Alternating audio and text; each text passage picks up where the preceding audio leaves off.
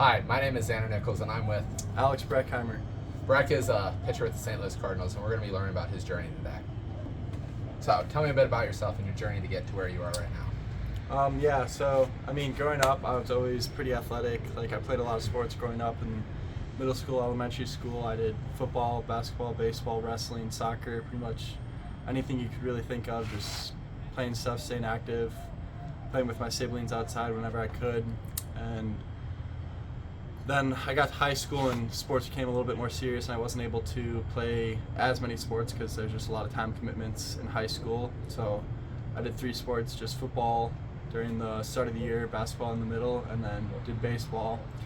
Wasn't very serious about any of those sports really. I kind of just played them because I was kind of pretty decent at them, and went to small school, so I kind of stood out.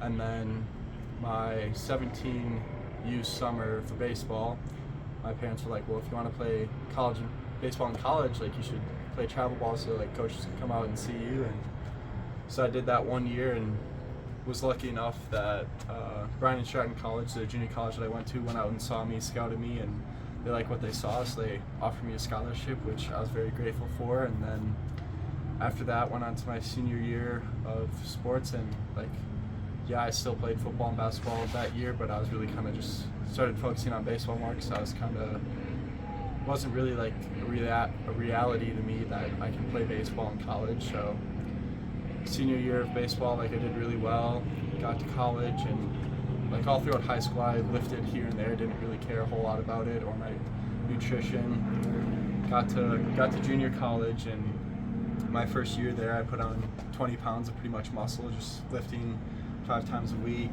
eating better and everything. And along with that, I started carrying more. I did an actual throwing routine, prep routine, post throw, pre-throw, all that fun stuff, and was able to gain a couple miles an hour to my fastball. My freshman year of JUCO, I was up to 92 versus high school. I think the hardest I ever threw was 87 or 86, so that was pretty exciting. And then my freshman summer, I was able to play in the Northwoods for the Wausau Woodchucks, so it was pretty exciting to kind of play against bigger names, bigger people from bigger schools, to kind of see how I do against real people, if that makes sense. So that was really exciting. I did really well there, and I think that's kind of what made me realize again that, holy cow, I can play baseball at a big name school and actually go somewhere with this. That was another kind of eye opener to me that this is cool, I can do this for a while.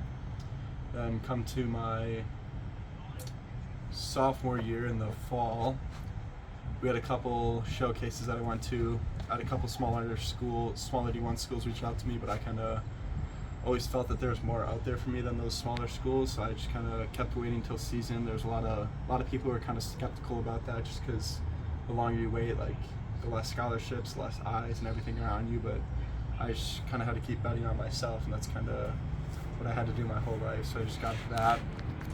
And then lucky enough, I was through 95 in one of the games, and Pat Slowick made a post about it, really big Twitter guy, and the Kansas coaching staff was able to see that, so they reached out to my coach, and they came up and watched me, and they liked what they saw. I filled up the zone, threw well, threw strikes, and they offered me a scholarship shortly after that, and I was really excited. I toured the campus here. I loved it. I love Lawrence. It's pretty great.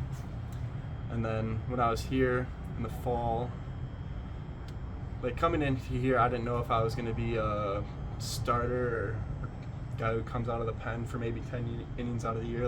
I never really knew what my role was going to be, and neither did they. You just kind of have to earn it here at this level. So I got here, and in the fall I did well.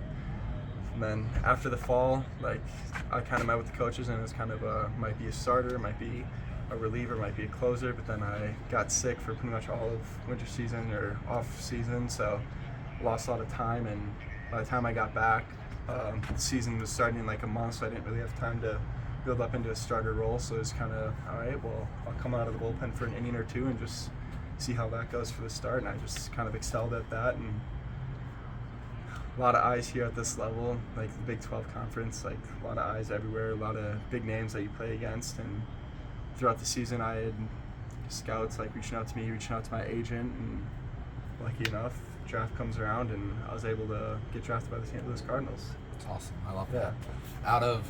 You played a lot of baseball last year. What was your favorite place to play baseball outside of our home stadium? Ooh.